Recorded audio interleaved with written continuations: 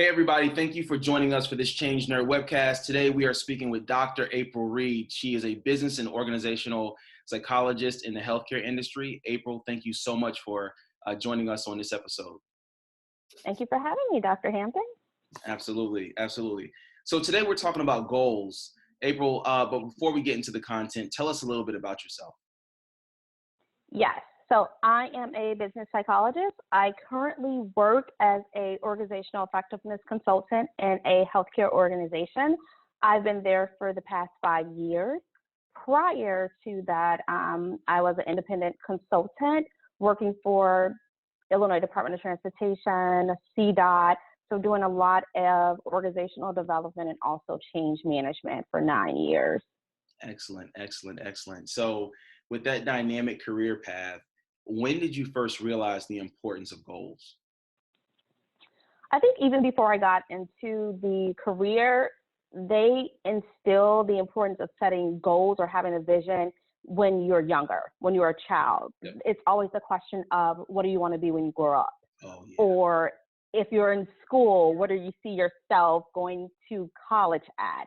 When you're in college, what do you want to major in? Yep. So even though they didn't say these are goals or what's your vision, you were being set up or programmed from the very beginning to help identify key goals and what do you need to do in order to achieve those goals, i.e. graduate from school or gain acceptance into this college or become an executive within your organization.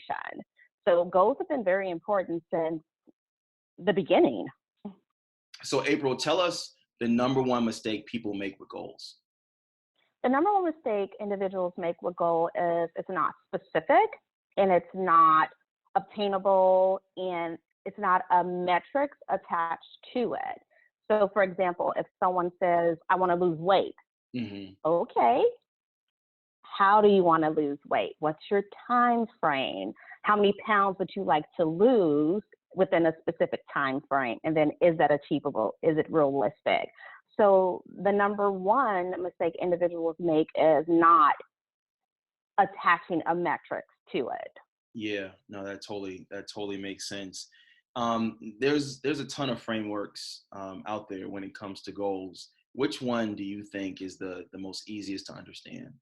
Which one would you recommend? I believe I would recommend the SMART goal model and framework, because again, it's going back to making that goal specific, measurable, obtainable, realistic, and timely. And it really lays out a great framework to walk you through setting up a goal, helping you break down your priorities within an organization. I think one thing that what's a big miss for people who do set goals or they may utilize the SMART framework is that descriptor. So They may stop at, I'm setting this goal, but what's the scale? How are you going to identify if you're reaching meeting expectations for the goal, exceeding expectations for the goal, or if you didn't hit it at all? Yeah. So that's a big miss.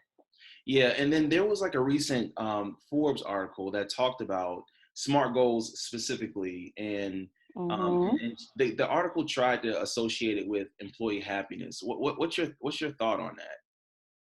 My take is I completely agree. So what I loved about the article, it stated that 40% of individuals who set difficult or audacious goals love their job. So that's equating it to employee engagement. And then while 29% of individuals who set achievable goals or realistic goals, they love their job. So the harder the goal or the stretch of the goal, it makes you motivated to do more. And it also depends on the culture of an organization. So for example, if you have a pay for performance type of culture, I'm going to try to hit that stretch goal because I want a bigger compensation at the end. And then also I want to push myself to see how much can I achieve. And the findings from this study helped say that, yes, if you achieve those difficult or stretch goals, 40% of individuals who achieved it love their job versus the 29% who set target goals that were realistic in their efforts of how they love their job. Yeah, I love it. You know, we're having this conversation. November is close to the end of the year. So, some organizations have Q1 like right now, some organizations are in Q4. So like, this is the perfect time to have this conversation. From with your experience, how would you suggest someone who is leading a team, how do you incorporate SMART goals into that performance conversation? Absolutely. So the first thing I would say, if you're leading a team, you have to know and understand your priorities.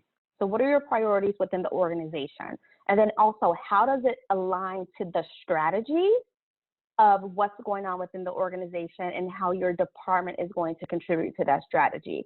Once you identify that, then you will be able to talk to your staff to let them know how their everyday tasks or interactions, key projects, align with the strategic priorities and where your department comes in at. So the first conversation is knowing the priorities, understanding how it aligns to the strategy, and then connecting the dots with the staff so that it's tying in with the everyday work that they're doing. Then once you have the priorities, you can establish the SMART goal, but not forgetting to set that descriptor scale. So making sure your staff understands that they know what to do to meet your expectations, to exceed your expectations if they're not on track.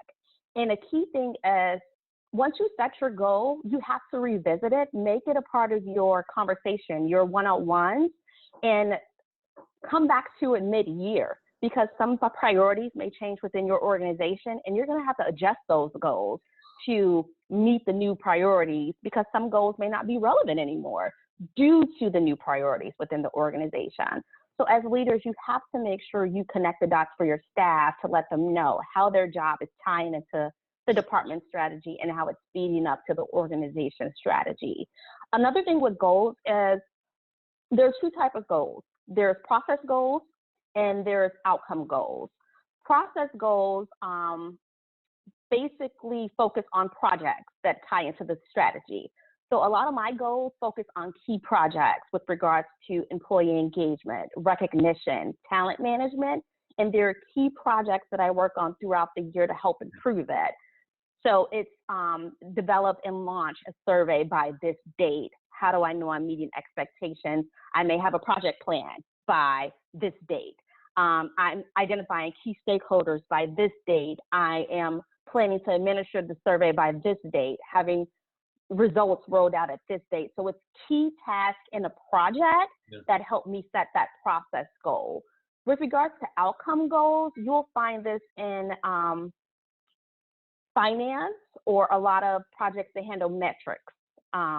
So if you have to hit a certain number to be on target, that's going to be more of your outcome goal. It's going to be metric-based and numbers-based. So identifying the two, whether it's a process goal or is it an outcome goal, and then setting the key descriptors and metrics and scale for it, and letting the staff know. So if they're not meeting expectations, they know what they need to do in order to get on track. Wow, wow, wow, wow. April, you just like gave us a ton of knowledge.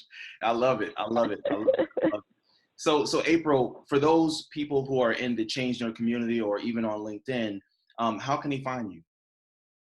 You can find me on LinkedIn, Dr. April Scott Reed, or you can also send me an email at april.scott.reed, READ, @gmail.com. If you would like to learn more, I am always happy to connect and share my knowledge, and I'm here if you need anything. Awesome, awesome. April, thanks again for taking time to have this conversation. I really appreciate it. Absolutely. Thank you for covering this key topic, especially given the time. Like you stated, it's either someone's mid-year or they're beginning to plan for the new year. So Exactly. letting staff know their direction, their marching order, it's going to help improve engagement. Awesome, awesome. Thanks, April.